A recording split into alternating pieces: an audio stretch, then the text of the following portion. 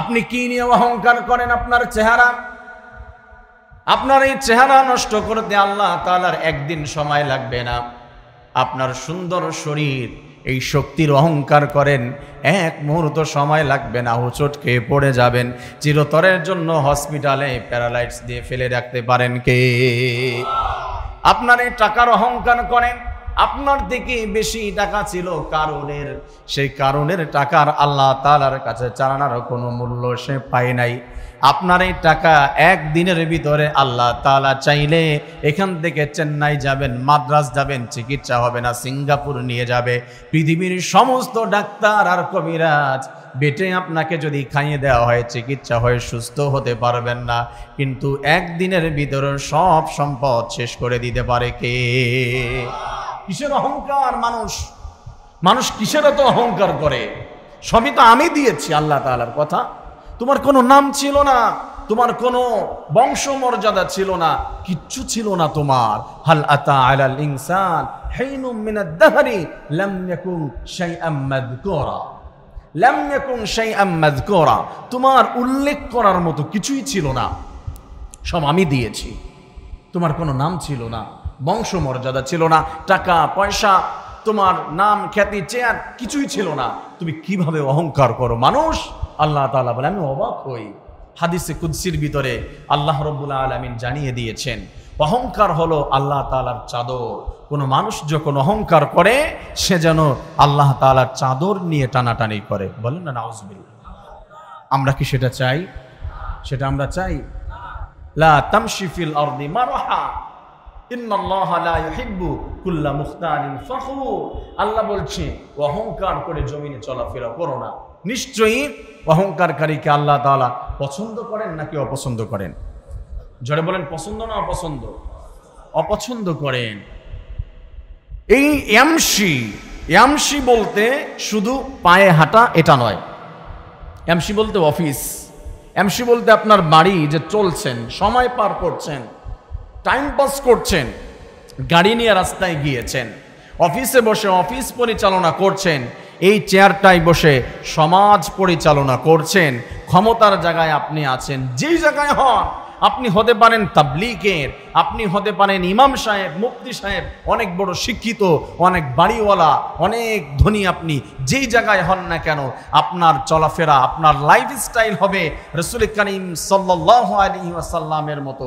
অহংকার নিয়ে যে কোনো জায়গায় কোনো কথা, কোনো কাজ, কোনো ড্রেস আপ, কোনো খাবার দাবারও এমন করা যাবে না। রেস্টুরেন্টে গিয়ে আপনি ওইখানে বলতে পারবেন না, আরে আমি তো বাড়িওয়ালা বা অমুক টাকার মালিক, আমি অমুক নেতা, কি কি আছে তোমাদের মেনুতে, আরে সব নিয়ে আসো দেখি। 2-4টা খেলেন, আবার রেখে চলে আসলেন। আছে না অহংকার? যদি একটু রেখে না যায় তাহলে আমাকে মনে করবে যে আনসোশাল, এ তো কোনো সামাজিকতাই বোঝে না, কিছু রেখে দিতে হবে। রেখে দিলেন কেন ভাই? একটা ভাব আছে না, আরে তো গরিব মানুষ, ওরা সব খেয়ে আসবে, আমি তো একটু কোটিপতি, আমি এত বড় নেতা, আমি যদি একটু রেখে না দেই প্লেটের ভিতরে, এটা কি ভালো দেখা যায়? এটা কি অহংকার হলো নাকি নোংরামি আর মূর্খতার পরিচয় হলো? মূর্খতা হলো। রেখে দেওয়া এটা কোনো ভদ্রলোকের পরিচয় হতে পারে না। তো এইভাবে আমরা বিভিন্ন জায়গায় যে অহংকার করে চলি, আল্লাহ তাআলা বলছে যে অহংকার করো না। কি দিয়ে অহংকার করেন আপনি? আপনি তো এই পৃথিবীর সব থেকে দুর্বল। এই পৃথিবীতে যত সৃষ্টি আছে, ওয়া খুলিকাল ইনসানু দাঈফা, আল্লাহ তাআলা বলছে দুর্বল জাতি হিসাবে মানুষদেরকে আমি আল্লাহ তাআলা সৃষ্টি করেছি। এর ব্যাখ্যার দিকে গেলে আপনি অবাক হবেন, আপনি হয়তো কখনো গবেষণা করেন নাই। একটা ছোট্ট মুরগির বাচ্চার যে ক্ষমতা আছে আপনার তাও ছিল না। মুরগির বাচ্চাটা ডিম থেকে বের হয়ে পড়ে থাকে 6 মাস, কথা বলেন, নাকি পড়েই দৌড় দেয় আর ওর নিজের ভাষায় বলে যে মা আমাকে খেতে দাও, কথা ঠিক না? গরুর বাচ্চাটা পৃথিবীতে আসার পরে এত বড় সাইজের, মুরগির বাচ্চা তো ছোট। গরুর বাচ্চা দিয়ে এক্সাম্পল দেন, গরুর বাচ্চা দিয়ে এক্সাম্পল আপনাকে দিলাম। গরুর বাচ্চাটা মায়ের গর্ভ থেকে পড়ে 1.5 মাস, 1.5 বছর, 2 বছর পর্যন্ত পড়ে থাকে, তারপরে কথা বলতে পারে, তাই না? এরপরে তাকে একটু আস্তে আস্তে করে দুধ খাওয়াতে হয়, তারপরে আস্তে আস্তে করে একটু সুজি রান্না করে খাওয়াতে হয়, এভাবে তারপরে গিয়ে সে ঘাস খেতে পারে, নাকি? ও দেখবেন সকালবেলা জন্ম নিয়েছে, একটু অসুস্থ থাকে, কিছু সময় পড়ে থাকার পরে উঠে মার সাথে মুহূর্তের ভিতরে হাঁটাহাঁটি করতেছে, খাবার খাচ্ছে, মায়ের দুধ তাকে চিনিয়ে দিতে হচ্ছে না। বলুন তো এই ক্ষমতা কে দিয়েছে? ছোট্ট পিপিলিকার দিকে তাকান, হাতির দিকে তাকান, যেই জায়গায় তাকাবেন, যে কোনো প্রাণীর দিকে আপনি তাকাবেন, দেখবেন যে আপনি মানুষ সবার থেকে দুর্বল, সবার থেকে দুর্বল, কোনো ক্ষমতা নাই তোমার। 1.5 বছর পর্যন্ত তুমি কোনো খাবার খেতে পারো নাই, শক্ত খাবার। 2 বছর মায়ের দুধ খেয়েছো, তুমি দাঁত ছিল না, তোমার কোনো শক্ত খাবার তুমি খেতে পারতে না। তুমি কান্না করো, তোমার মুখের কোনো ভাষা ছিল না, তোমার কোনো কথা ছিল না, তুমি ড্রেস পরতে পারো না, নিজে তুমি কান্নাকাটি করে পেশাব পায়খানা এসেছে তাও বলতে পারো নাই, বিছানায় করে দিয়েছো।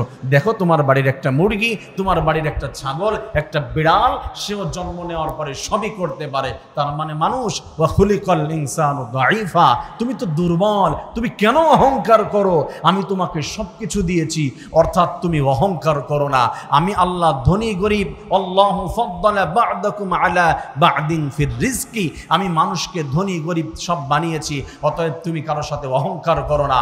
তুমি বিনয়ের সাথে জমিনের ভিতরে চলাফেরা করো। অহংকার যদি তুমি মুছে ফেলে দাও, তাহলে তোমাকে সম্মান বাড়িয়ে দিবে কে? জোরে বলেন কে? অহংকার রাখলে তাকে মানুষ ভালোবাসে না। অহংকার যদি মুছে ফেলে দেয়, আমাদের অমুক অফিসার, উনি সবার সাথে মিশে, উনি অনেক ভালো, আমাদের অমুক বাড়িওয়ালা সবার খোঁজ খবর নেয়, তাকে মানুষ ভৎসনা করে না, বরঞ্চ প্রশংসা করে, তার সম্মান করে। তাকে অহংকার মুক্ত থাকলে আল্লাহ তাআলা সম্মান বাড়িয়ে দেয়। আমার প্রিয় ভাইয়েরা, এইখানে আরেকটি শব্দ আমাদের আরেকটু বুঝতে হবে। আল্লাহ তাআলা বলছে হাওনা আলাল আরদি হাওনা, তোমার সাধারণভাবে চলাফেরা করতে হবে। সেটা কেমন? হাওনায়ের একটু ব্যাখ্যাও দেওয়ার দরকার আছে। এভাবে ঠেলে সামনের দিকে আসবেন না, সামনে আসলে আগে আগে আসবেন, ঠিক আছে? আর যেখানে জায়গা পাবেন সেইখানে বসে পড়বেন, প্রত্যেকটি মুসল্লি, এটা যেই হোক, দেখার দরকার নাই কে, আমাদের কাছেরই ভাই, কিন্তু হয়তো বোঝে না মাসআলা, তাই এসেছে। আসুন, হাওনার ব্যাখ্যা দিতে হবে। প্রিয় ভাইয়েরা, হাওনা মানে হচ্ছে সাধারণভাবে জীবনযাপন। আবার আমাদের সমাজে এমন কিছু মানুষ আছে, কিছু বখিল, কিপটা খুব আছে না? এই দুনিয়া দিয়ে আর কি হবে?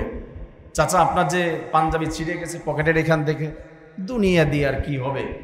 এ তো সব রেখে চলে যেতে হবে। অথচ চাচা জীবনে কোনোদিন 1 টাকা দান করে না, হজেও গেল না, উমরায়ও গেল না, সদকাও করে না, জাকাত দেয় না, কিন্তু ওই যে কিপটা, তাই বলছি দুনিয়া দিয়ে আর কি হবে? ছেঁড়া পাঞ্জাবি পরে ঘুরতেছি, টুপির ভিতরে ময়লা, পাঞ্জাবি ধয় না, গা দিয়ে গন্ধ আসে, একটা পারফিউম ইউজ করে না, এমনও কিছু কিপটা মানুষ আছে না? আছে সমাজে। হাওনা বলতে এমন না যে আপনাকে সম্পদ আল্লাহ দিয়েছে, আপনি খাবেন না, পরবেন না, দান সৎকাও করবেন না, একবারে গরিব মানুষের বেশে ঘুরে বেড়াবেন। ঢাকার শহরে রাজধানীতে 5টা বাড়ি, 10টা ফ্ল্যাট, অথচ দেখে মনে হয় যে ওই গ্রাম থেকে উঠে আসছে এখানে ভিক্ষা করার জন্য। অনেক মানুষ আছে এমন। কেন? এটা আবার কিপটামি, এটা আল্লাহ তাআলা পছন্দ করে না। আল্লাহ তাআলা বখিলকে পছন্দ করেন, আর কোনো বখিল জান্নাতে যেতে পারবে না, কোনো কিপটা জান্নাতে যেতে পারবে না। এমনভাবে চলতে হবে, আপনার ড্রেস আপটা দেখে যেন আরেকজনে ইসলামের প্রতি ধাবিত হয়। ওয়াও, কত সুন্দর পাঞ্জাবি পরেছেন, পাঞ্জাবি এত সুন্দর লাগে, সুন্দর একটা পাঞ্জাবি বানান। আপনি বানিয়েছেন মহিলাদেরকে দিয়ে 150 টাকা মজুরি, আর একজন 1000 টাকা মজুরি দিয়ে পাঞ্জাবি বানিয়েছে, সে অপচয় করে। সুন্দর দেখতে ভালো লাগবে, আরেকজন এটার প্রতি আকর্ষণ হয়ে পাঞ্জাবি পরবে। সুন্দর একটা ড্রেস কিনবেন আপনি, ইসলামের জন্য হোক বা সাধারণভাবে, পরিপাটি থাকতে হবে। হাওনা বলতে এমন না যে একবারে ফকিরের মতো ঘুরবেন, যে আপনাকে দেখে পার্থক্যই করা যায় না যে বেচারার কিছু আছে কিনা।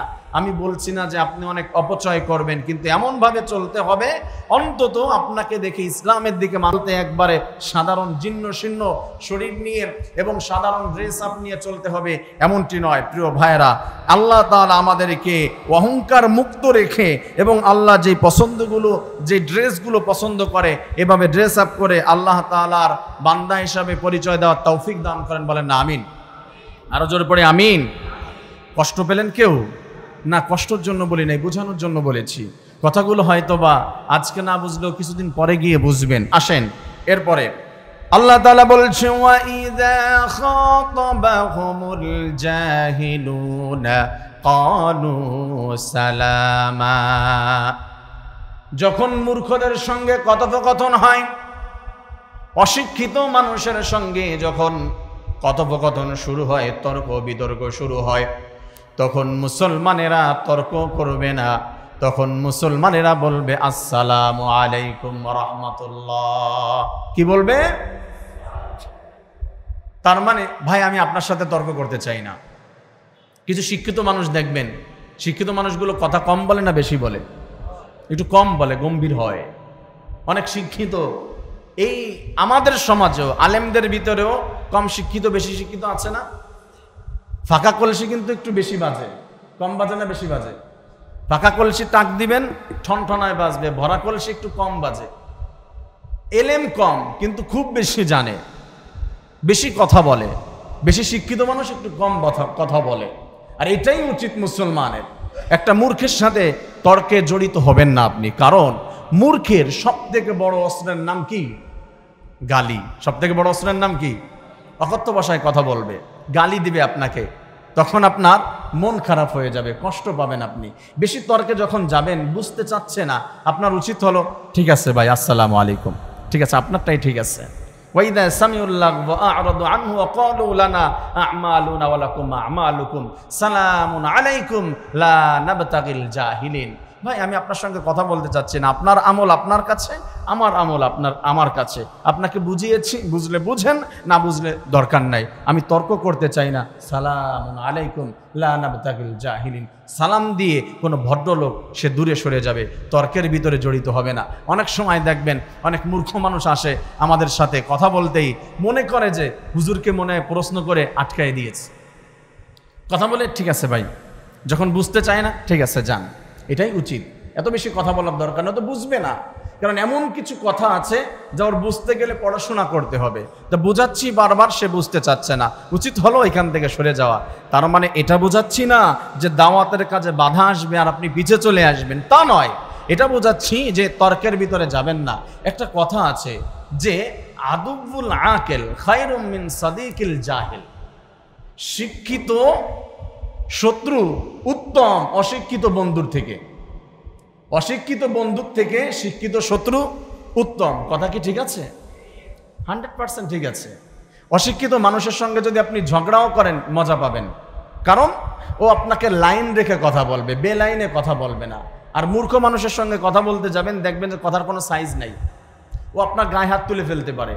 আপনি যে শিক্ষিত মানুষ, আপনি একজন অফিসার বা আপনি একজন বাড়িওয়ালা, আপনি একজন ব্যবসায়ী, আপনি একজন ইমাম বা আপনি একজন দায়ী, এটা তার কল্পনা বা চিন্তা ভাবনার ভিতরে নাই, এটা সে বুঝবে না। আপনাকে গায়েও হাত তুলে ফেলতে পারে, অকথ্য ভাষায় গালি দিতে পারে। এই জন্য মূর্খ মানুষের সঙ্গে কথা বলতে গেলে, মূর্খ বলতে আল্লাহ তাআলা এখানে বুঝিয়েছে কোরআন হাদিসের এলেমে যারা মূর্খ, যাদের কোরআন হাদিসের জ্ঞান নেই, তাদের কথাই বলা হচ্ছে, দুনিয়াবী শিক্ষার কথা না। তাদেরকে বোঝাতে হবে। যখন দেখি যে তর্কের ভিতরে চলে যাচ্ছে, তখন আল্লাহ তাআলার নির্দেশনা হলো ওয়াইদা খাতাবাহুমুল জাহিলুনা ক্বালু সালামা। তর্কের ভিতরে লিপ্ত না হয়ে মুসলমান তখন সালাম দিয়ে চলে যাবে। আল্লাহ রাব্বুল আলামিন বলেছে আমার বান্দাকে আমি তখন ইবাদুর রহমান, আমার রহমানের গোলাম হিসাবে কবুল করে নিলাম। সুবহানাল্লাহ। আল্লাহ রাব্বুল আলামিন পরবর্তী নির্দেশনা দিয়েছেন ওয়াল্লাযীনা ইয়াবিতুনা লিরাব্বিহিম সুজদান ওয়া কিয়ামা। আল্লাহু আকবার। ওয়াল্লাযীনা ইয়াবিতুনা লিরাব্বিহিম সুজদান ওয়া কিয়ামা। যারা রাত্রি পার করবে সুজদা ওয়া কিয়ামা, সিজদার ভিতরে এবং কিয়ামের ভিতরে, আল্লাহ রাব্বুল আলামিনের ইবাদতের ভিতরে পার করে দিবে। আমার প্রিয় ভাইয়েরা, রাত্রি সবার পার হয়ে যায়, আপনারও পার হয়, আমারও হয়, আরেক ভাইয়েরও হয়। এক একজনের রাত এক একভাবে পার হয়ে যায়, হয় না? কিছু যুবক ভাইদের গেম খেলতে খেলতে রাত পার হয় না? পর্নোগ্রাফি দেখতে দেখতে, গুগলের ভিতরে বিভিন্ন ওয়েবসাইটে ঢুকে বা ইউটিউবে নাটক দেখতে দেখতে, সিনেমা দেখতে দেখতে, গান শুনতে শুনতে পার হয়, তাস খেলতে খেলতে পার হয়, নাইট ক্লাবের ভিতরে নাচানাচি করতে করতে রাত পার হয়। আবার কিছু মানুষ মসজিদের ফ্লোরে কপালটা ঠেকিয়ে দিয়ে আল্লাহর কুদরতি পায়, অথবা বাসা বাড়িতে আল্লাহ তাআলার সিজদার ভিতরে কান্না করতে করতে রাত পার হয় কি হয় না? পার্থক্য রয়েছে। আল্লাহ তাআলা বলছে আমার কোন বান্দা তার উচিত হলো কানু কলিলাম মিনাল লাইলি মা ইয়াহজাউন ওয়া বিল আসহারি হুম ইস্তাগফিরুন। রহমানের বান্দার পরিচয় হলো রাতের বেলা আগে আগে ঘুমিয়ে পড়বে, অল্প সময় ঘুমিয়ে থাকার পরে আমার বান্দাটা গভীর রজনীতে উঠে যাবে, সিজদার ভিতরে আমি আল্লাহ তাআলার কুদরতি পায়ে কপাল মিশিয়ে দিবে, আর কিয়াম করবে, দাঁড়িয়ে দাঁড়িয়ে কুরআনুল কারীম তিলাওয়াত করবে। আমার বান্দা কানু কলিলাম মিনাল লাইলি মা ইয়াহজাউন ওয়া বিল আসহারি হুম ইস্তাগফিরুন। আর আমার বান্দা সাহরি পর্যন্ত, ফজরের আগ পর্যন্ত ইস্তেগফার করতে থাকবে। আমার বান্দা যখন রাত্রের শেষ বেলায় সুষুপ্ত পৃথিবী আমার কুদরতি পায়ে কপাল মিশিয়ে দিয়ে যখন সিজদা করতে পারবে, আমার কাছে যখন ইস্তেগফার করতে পারবে, আমি আল্লাহ রাব্বুল আলামিন ফেরেশতাদেরকে ডাক দিয়ে বলি, ফেরেশতারা দেখ আমার বান্দা জান্নাত দেখে নাই, জাহান্নাম দেখে নাই, আমাকে দেখে নাই, তোদেরকে দেখে নাই, আমার বান্দা কেন কান্না করে? আল্লাহ আপনার কাছে ক্ষমা চায়, আপনার কাছে টাকা চায়, বাড়ি চায়, গাড়ি চায়, ক্ষমতা চায়, সন্তান চায়, শান্তি চায়। আল্লাহ তাআলা বলেছে আমার বান্দারা আমাকে না দেখার পরে যারা আমার কাছে পৃথিবীর সব মানুষ ঘুমায় এই সময় আমার পায়ের উপরে কপাল মিশিয়ে দিয়ে ইস্তেগফার করলো, এ ফেরেশতারা সাক্ষী থাক আমি আমার বান্দাদের সব গুনাহ ক্ষমা করে দিয়ে যতগুলি দরখাস্ত করেছে আমি রব্বুল আলামিন সবগুলো কবুল করে নিয়ে নিলাম। জোরে পড়েন না সুবহানাল্লাহ। রাতের আধারে যারা সিজদাতে রয়, দু চোখের অশ্রুতে নদী যেন বয়, ছলনার হাতছানি যতই আসুক পিছনে ফিরে তো তাকায় না, যাদের হৃদয়ে আছে আল্লাহর ভয় তারা কবু পথ ভুলে যায় না। আল্লাহর পথ ছাড়া এই দুনিয়ায় কারো কাছে কোনো কিছু চায় না, ঠিক কিনা? আল্লাহ তাআলা বলেছেন ইবাদুর রহমানের পরিচয় হলো রাতের বেলা সিজদায় থাকবে। শুধু রাতের বেলা নয়, প্রত্যেকটি সময়ে বান্দার মাথা নত থাকবে, নিচু করে রাখবে কার জন্য? আর যদি বান্দা দাঁড়িয়ে যায়, এই কিয়াম করা, দাঁড়িয়ে বক্তব্য দেওয়া, স্লোগান দেওয়া, রাজপথে গিয়ে ইসলামকে টিকিয়ে রাখার জন্য, রক্ত দেওয়ার জন্য অঙ্গীকার করা, বাতিলের সামনে দাঁড়িয়ে যাওয়া, এই কিয়াম হয়ে যাবে কার জন্য?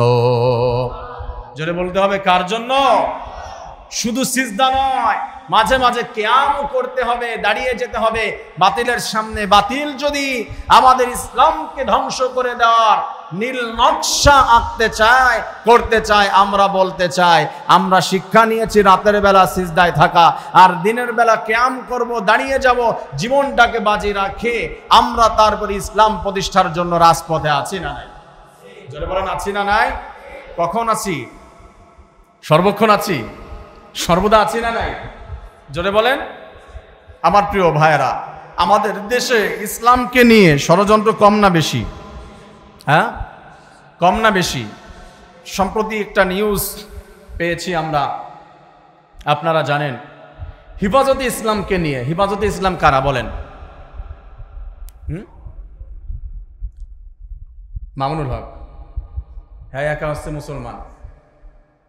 হেফাজতে ইসলাম, ইসলামের ভিতরে যারা আছে সবাই হচ্ছে হেফাজতে ইসলামের কর্মী, কথা ঠিক না?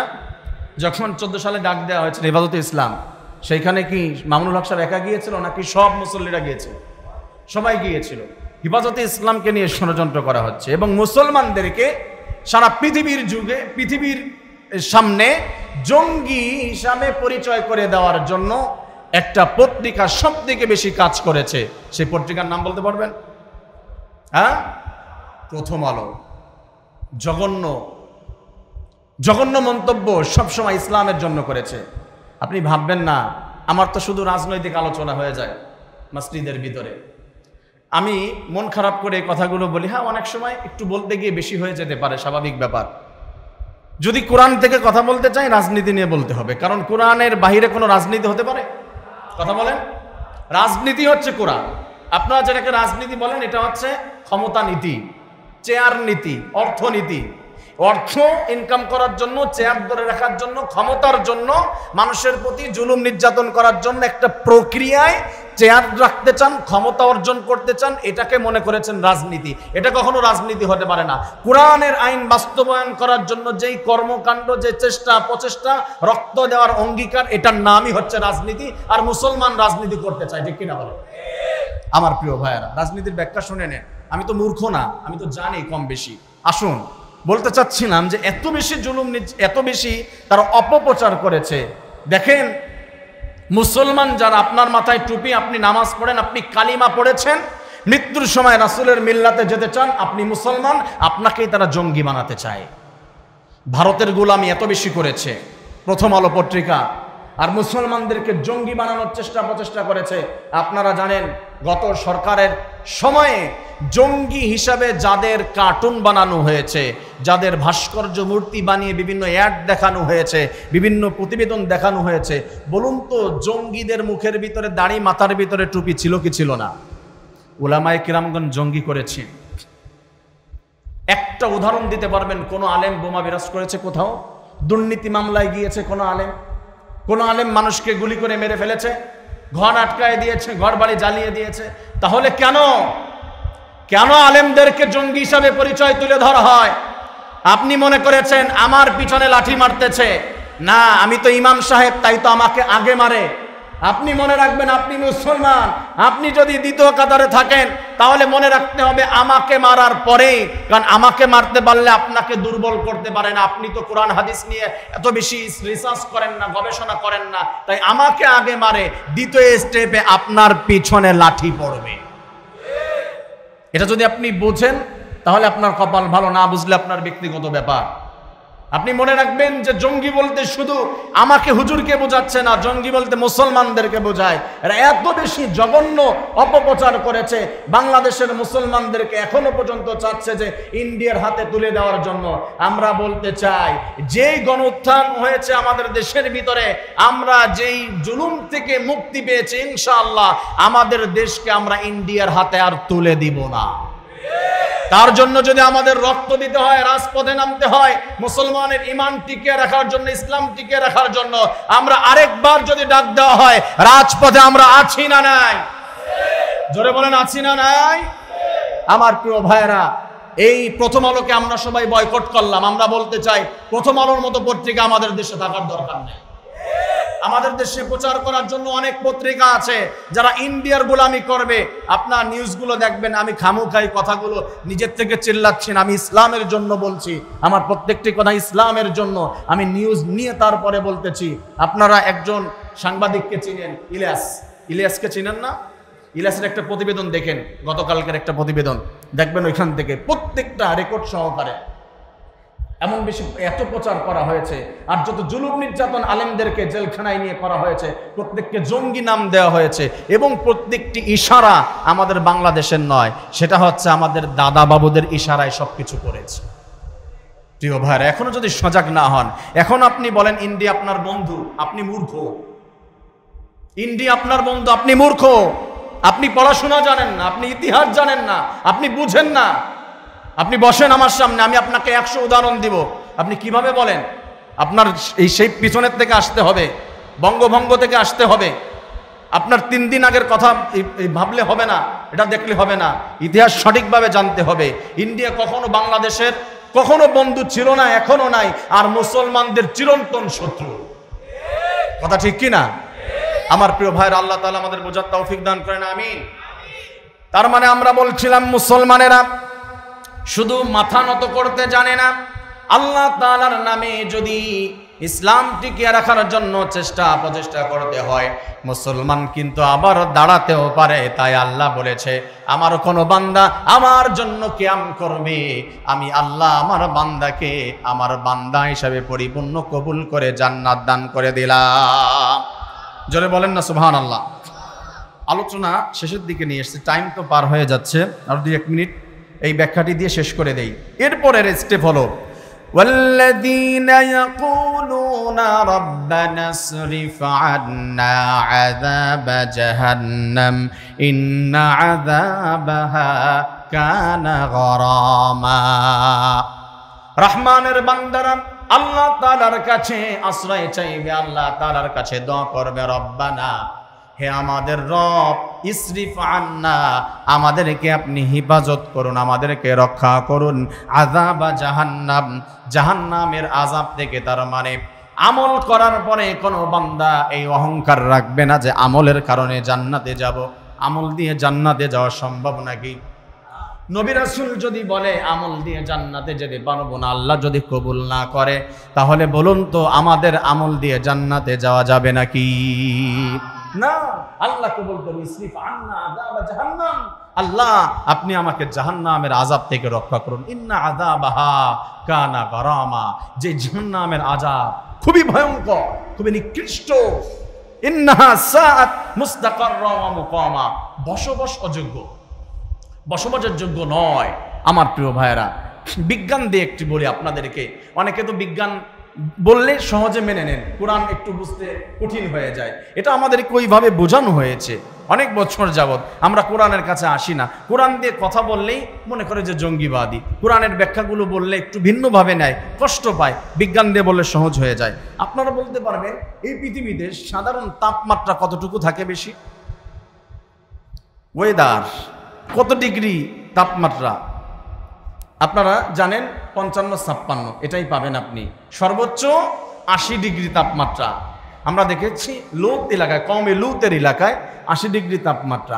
সাধারণ 35-36 যদি পার হয়ে যায়, সংক্ষিপ্ত স্বরে বলতেছি, দ্রুত ধরার চেষ্টা করবেন কথাগুলো, সাধারণ যদি পার হয়ে যায়, 30-35 পার হয়ে যায়, কষ্ট হয় না আমাদের? 50 পার হয়ে গেলে অ্যারাবিক কান্ট্রির অনেকে আছে বলেছে, হুজুর কান দিয়ে রক্ত বের হয়ে যায়, নাক দিয়ে রক্ত বের হয়ে যায়। আছে। 50 পার হয়ে যাওয়ার পরে একটু ভাবেন, 55-60 পার হয়ে গেলে কান দিয়ে নাক দিয়ে রক্ত বের হয়ে যায়, আপনার সহ্য করা সম্ভব হয় না। কত ডিগ্রি? 55-56-60, সর্বোচ্চ 80। রাস্তায় রাস্তায় পানি ছিটানো হয়। এটা আপনারা বলতে পারবেন সূর্যের কত ডিগ্রি তাপমাত্রা আছে সূর্যের কেন্দ্রে? বলতে পারেন? হ্যাঁ, 15 মিলিয়ন। কত? 15 মিলিয়ন। তাহলে কত কোটি আসে? 150 কোটি। কত কোটি? 150 কোটি ডিগ্রি তাপমাত্রা। কি ভাবেন? কেন অ্যামেজিং? একটু ভাবেন, ভাবতে পারেন আপনি? 150 কোটি ডিগ্রি তাপমাত্রা সূর্যের কেন্দ্রে থাকে। এখান থেকে আস্তে আস্তে ফিল্টারিং হতে হতে হতে হতে 30 পার হয়ে গেলে অস্থির। যদি সূর্যের ভিতরে ছেড়ে দেওয়া হয়, আমাকে আপনাকে পোড়া থেকে সময় লাগবে। এই সূর্য তো আবিষ্কার করেছে, এর থেকে আরো এমন এমন তারকা আছে যে তারকা আবিষ্কার করতে পারে না, যার তাপমাত্রা আরো million billion crore crore degree তাপমাত্রা আরো বেশি রয়েছে। আল্লাহ তাআলা বলছে, এই যে যা কিছু তাপমাত্রা দেখছো, এটার থেকে কয়েক হাজার কোটি গুণ বেশি তাপমাত্রা থাকবে জাহান্নামের আগুনের। দুনিয়ার এই আগুনের ভিতরে আপনি 2 সেকেন্ড হাত রেখে দিতে পারেন না। সেই আগুনটা, এরিয়াটা, টোটাল এরিয়াটা জাহান্নাম। ইন্না আযাবাহা কানা গারামা ইন্নাহা সাআত মুস্তাকাররা ওয়া মুকামা। সেখানে টোটাল এরিয়াটাই হবে, এই যে আমাদের পুরো এরিয়াটা এসি এরিয়া না, টোটাল এরিয়াটা হবে আগুনের। সেই আগুনের এরিয়া, তার ভিতরে আবার কি শুধু ছেড়ে দিয়ে রেখে দিবে নাকি? আছে না? আছে না? 70 গজ সাইজের লাঠি আছে না? আছে। পিটাইতে থাকবে, পা উপরের দিক, মাথা নিচের দিকে, অপমানের সাথে শাস্তি দিতে থাকবে। এটা একটু ভাববেন। মনে করেন যে জাহান্নামে কিছুদিন যাব, আবার বের হয়ে যাব, সহ্য করা সম্ভব নয়। লা ইয়ামুতু ফিহা ওয়ালা ইয়াহইয়া, সেখানে আপনি মরবেনও না, বাঁচবেনও না, মরতেও পারবেন না চাইলে। এই ভয়ঙ্কর জায়গা জাহান্নাম। এভাবে উদাহরণ দিলে, বিজ্ঞান দিয়ে আপনাকে অনেক বোঝাতে পারবো, আপনি অবাক হয়ে যাবেন যে কি ভয়ঙ্কর জায়গা এটা। আল্লাহ রাব্বুল আলামিন বলছে, আজ তো বিজ্ঞানও প্রমাণ করেছে যে জাহান্নাম আছে। বিজ্ঞানও প্রমাণ করেছে, এটা অন্যদিন হয়তো ইনশাআল্লাহ বুঝাবো, আল্লাহ যদি তৌফিক দেয়। বিজ্ঞানও বলেছে যে হ্যাঁ, জাহান্নাম আছে, শাস্তি আছে। প্রিয় ভাইয়েরা, সেই আযাব থেকে আমাদের আল্লাহর কাছে আশ্রয় চাওয়ার দরকার আছে না নাই? যেটা বলেন, আমরা কার কাছে চাই? আল্লাহ আমাদেরকে আযাব থেকে রক্ষা করুন, আমিন। আল্লাহ, আমরা আমল দিয়ে জান্নাতে যেতে পারবো না, আপনার দয়া নিয়ে জান্নাতে যেতে চাই, আমিন। সাধারণত আমাদের বাংলাদেশের গ্রাম গায়ে বেশি দেখা যায়, আগে অনেক বেশি ছিল, এখন কমে গিয়েছে গ্রাম থেকেও। শহরে তো নাই বলতে গেলে, কারণ শহরের মানুষ গ্রামের তুলনায় একটু শিক্ষিত কম না বেশি? বেশি। আলেম কম না বেশি? ঢাকার শহরে মসজিদ মাদ্রাসা কম না বেশি? 100% বেশি। একটি আমল, ফজরের সালাতের পরে সূরা হাশরের শেষ 3 আয়াতের আমল করা হয়, হয় না? আউযু বিল্লাহিস সামিউল আলিম মিনাশ শাইতানির রাজিম 3 বার পড়ে তারপরে শেষ 3 আয়াত হুয়াল্লাহুল্লাযী লা ইলাহা ইল্লাহু এখান থেকে তেলাওয়াত করা হয়। এই আমলটির গ্রহণযোগ্যতা কতটুকু, এটা একটু জেনে আমল করার দরকার আছে না? আচ্ছা, একটু বলি। দেখেন, আমি যখন ফার্স্ট এখানে নিয়োগ হলাম, আমি কিন্তু এটা তেলাওয়াত করেছি এবং ইদানিং করছি না। সেটা নিয়ে অনেকের মধ্যে প্রশ্ন হতে পারে, অনেকে জিজ্ঞাসাও করেছে কেন করেন না। এটি একটু খোলাসা হওয়ার দরকার আছে, এবং এই আমলটি কতটুকু আমাদের ফায়দা হবে বা এই আমলে কোনো ক্ষতি আছে কিনা এটাও বোঝার দরকার আছে। সংক্ষিপ্তভাবে দেখেন, প্রথমে বলে নেই, নামাজের পরে দোয়া হাদিসে আছে না নাই? সবার বলতে হবে, আছে না? আছে। তবে দোয়া কিভাবে হবে এটা নিয়ে ইখতিলাফ আছে। নামাজের পরে এই সূরা, ওই দোয়া, এই ধরনের অভাব নেই। তার মধ্যে কিছু আছে সহিহ হাদিস, কিছু আছে যায়িফ হাদিস। যায়িফ হাদিস হলো যে হাদিসটি দুর্বল। হাদিস দুর্বল নয়, হাদিস যিনি বর্ণনা করেছেন। আমি গতদিন কিছুটা বলেছিলাম, আমি শুনেছি আমার বাবার কাছ থেকে, আমার বাবা আমার দাদার কাছ থেকে শুনেছে, আমার দাদা তার বাবার কাছ থেকে, এইভাবে শুনতে শুনতে শুনতে শুনতে সে বলল লাস্ট যিনি, আমি রাসূল করিম সাল্লাল্লাহু আলাইহি ওয়াসাল্লাম থেকে শুনেছি। তো এটা যে ধারাবাহিকতা, আমার বাবা, আমার দাদা, আমার তালই, এইভাবে যেতে যেতে যে ধারাবাহিকতা, এটাকে বলা হয় সনদ। কি বলে? সনদ। হাদিস বর্ণনার রাবীদের নামের যে সিরিয়াল ধারাবাহিকতা, এটাকে সনদ বলে। তো এই সনদের মধ্যে যদি কমতি এসে যায়, যে কোথাও কোনো একজন ব্যক্তি মাঝপথে, হতে পারে যে আমার দাদা, তার মিথ্যা কথা বলার অভ্যাস ছিল, থাকতে পারে না? স্বাভাবিক। আপনাদের কয়েক পুরুষ পূর্বে যান, যে হিন্দু ছিল অনেকে, পাওয়া যায়, অস্বাভাবিক কিছু না। মিথ্যা কথা বলার অভ্যাস ছিল, বা তার ভিতরে এমন দোষ ছিল যার কারণে তার কোনো একটা কথা দলিল হিসাবে ব্যবহার করা কঠিন হয়ে যায়, কারণ হতে পারে সে মিথ্যা বলেছে। সাহাবীদের ব্যাপারে বলছি না, তবে সব পর্যায়ে হাদিসের বর্ণনার ক্ষেত্রে রাবী একজন, সেটাকে জয়ীফ হাদিস বলা হয়, দুর্বল বর্ণনার ক্ষেত্রে। এটা দিয়ে কখনো শরীয়তের কোনো বিধান বর্ণনা করা যায় না, কোনো দলিল হিসাবে ব্যবহার করা যায় না, এটাকে জয়ীফ হাদিস বলে। আমলের ক্ষেত্রে ইখতিলাফ, কেউ বলেছে আমল করা যাবে, কেউ বলেছে যাবে না। কথা কি বুঝছেন? একটু সাই দিয়েন, বুঝতেছেন কথা? এই যে আমরা সূরা হাশরের শেষ 3 আয়াত তেলাওয়াত করি, এটা জয়ীফ হাদিস। কি হাদিস? জয়ীফ। বাংলায় বলা হয় দুর্বল, ইংলিশে উইক, দুর্বল হাদিস। এই দুর্বল হাদিস কেউ বলছে আমল করা যাবে, কেউ বলছে যাবে না। আচ্ছা, আমি ধরে রাখলাম প্রথম কথায় যে যারা বলে আমল করা যাবে, যারা যাবে না। একটা এক্সাম্পল ভালো মতো মনে রাখবেন। আমি গতকালকে বলেছিলাম, মাঝে মাঝে আমাকে মনে করতে পারেন কেউ যে মনে হয় আহলে হাদিস হুজুর, কেউ বলবে মনে হয় চরমনাই করে, কেউ ভাববে মনে হয় জামাত ইসলাম করে, কেউ ভাববে খেলাফতে মাজলিস। যেখানে সঠিক ইসলাম আমি সেটা বলার চেষ্টা করি আমার গবেষণা থেকে, লুকোচুরি করি না। এটা তো অনেকে ভাবতে পারে হুজুর আহলে হাদিসদের পক্ষে বলল। আহলে হাদিস তাদের মধ্যে কিছু ত্রুটি থাকতে পারে, কিন্তু সহিহ হাদিসের প্রতি খুব কঠোর। তারা সহিহ হাদিসের বাইরে আমল করতে চায় না তাদের গবেষণার মধ্যে থেকে।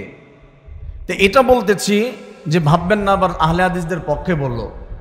এই হাদিসটি জয়ীফ, দুর্বল হাদিস। আচ্ছা, একটা এক্সাম্পল, এই যে আমাদের মসজিদের একটা পার্ট, ওই যে একটা পার্ট আপনাকে বলা হলো, বোঝার চেষ্টা করবেন, 1000 মাসআলা বুঝবেন এটা দিয়ে।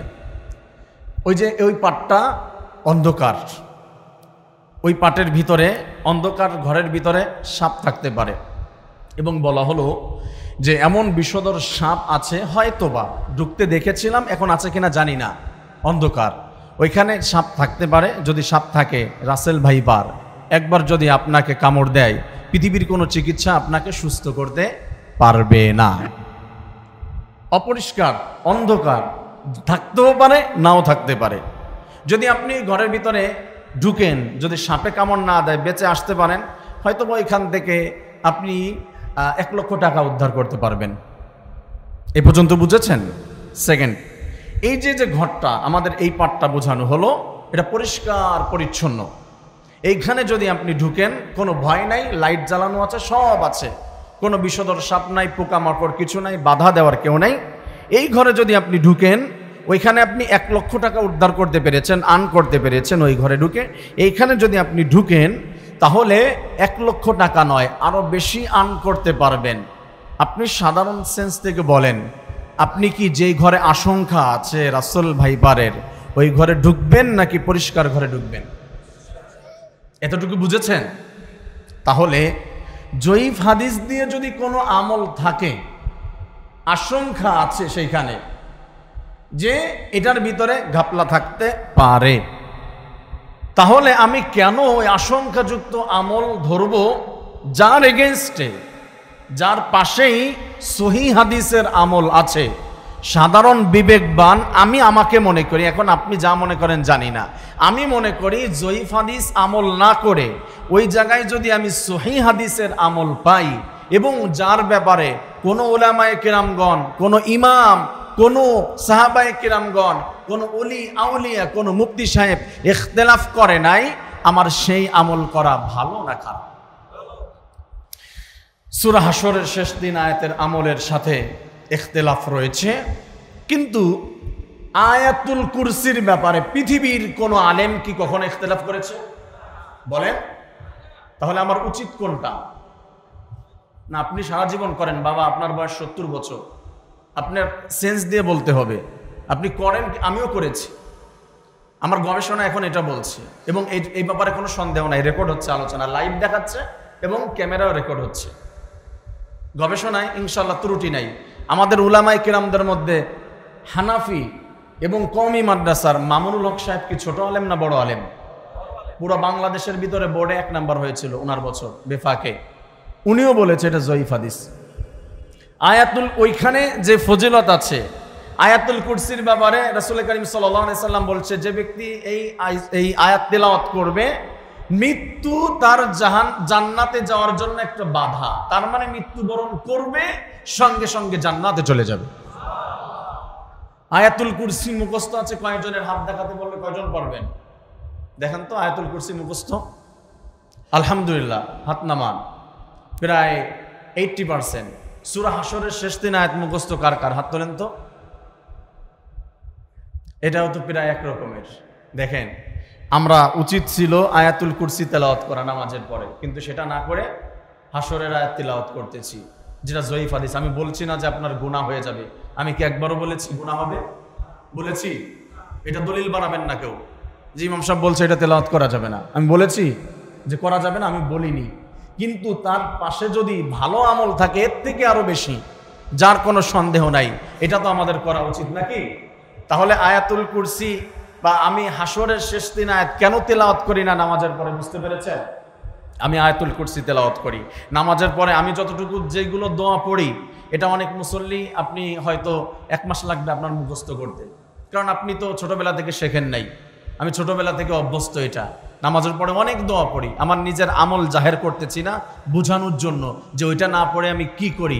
প্রিয় ভাইয়েরা, আসুন আমাদের জেনে বুঝে সঠিক আমল করার আল্লাহ তাআলা তৌফিক দান করেন। পড়েন না আমিন। কথা কি ক্লিয়ার আছে নাকি কোনো ঝামেলা আছে? প্রশ্ন করেন ইনস্ট্যান্ট, কোনো সমস্যা নাই।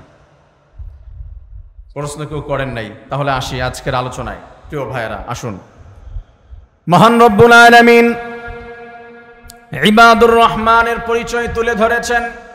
ওয়া ইবাদুর রহমানিল্লাযীনা ইয়ামশুনা আলাল আরদি হাওনা।